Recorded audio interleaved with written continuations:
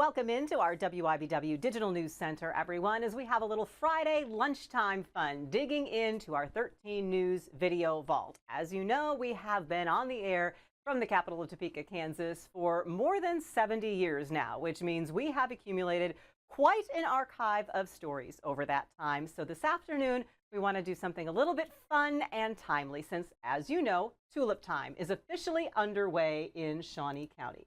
We love Tulip Time. Let's take you out to Lake Shawnee. This is the Ted Ensley Gardens at Lake Shawnee. As you know, Tulip Time is where we show you blooms, and you can see blooms all across the capital city and around the greater Topeka area. This is the Ted Ensley Gardens at Lake Shawnee. Thousands of bulbs, tulips, daffodils, everything you'd expect to see in spring. The Doran Rock Garden at Gage Park also is decked out this time of year, along with Old Prairie Town at Ward Mead Park. Tulip Time runs through April 27th, officially in the capital city. It is a great time to get out, to enjoy spring. But exactly what is that history behind Tulip Time? Well, we went into the video vault so that you could get a look at exactly what Tulip Time brings to the capital city and how it started. If you did not already know, the official name is Gerald Binkley Tulip Time. Who is Gerald Binkley? Why is this name for him? Well, I'll tell you what, Tulip Time did not used to be at all these locations all around the capital city. In fact, it started in one place with one man and his wife inviting you to your home. So now, from the WIBW Video Vault, let's take you back to 1989 and this story with Gerald Binkley.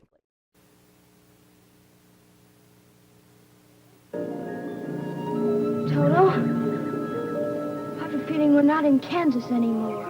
Oh, we're in Kansas, all right, but it's a version of Kansas that many may not have thought possible.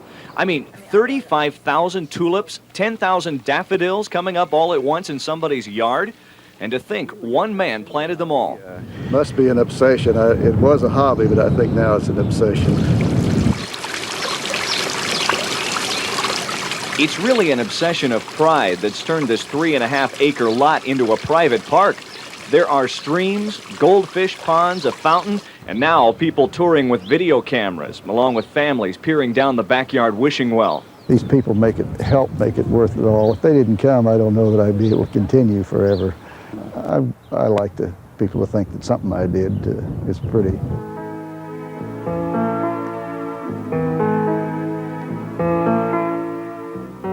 This beauty, he's hoping, will be contagious for those who haven't had the time or the pride to do something themselves. He's taken donations the last couple of years at these tours to help build the gazebo at the Kansas Expo Center, and money raised this year will help clean up the land around the zoo. Well, as part of Topeka, I think that Topeka should be a beautiful city. It is a beautiful city, and I hope that if they see us doing this, some of the other organizations in town will do likewise. He's someone with a lot of patience and a lot of determination to see that good things like this happen.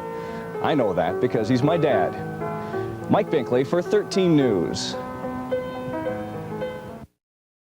Such a sweet story that Mike Binkley shared with all of us about his dad. Tulip Time actually moved, again, that was from 1989. Mike Binkley, by the way, worked at WIBW, who went on to a very long career in Minneapolis, Minnesota, and has since retired from TV news, daily TV news. Tulip Time moved beyond the Binkley family gardens in around the 2010s era. Gerald Binkley sadly passed away in 2018, and that is when we first discovered this story from our archive from 1989.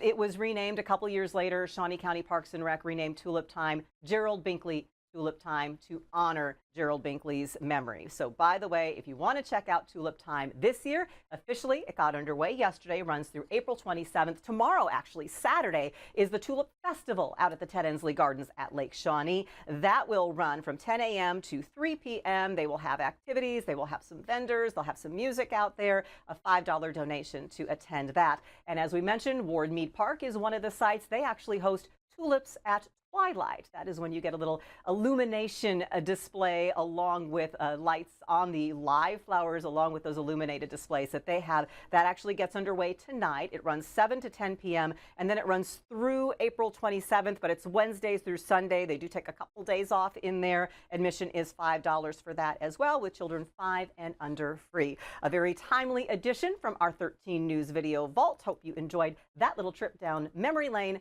getting to know the story behind Tulip.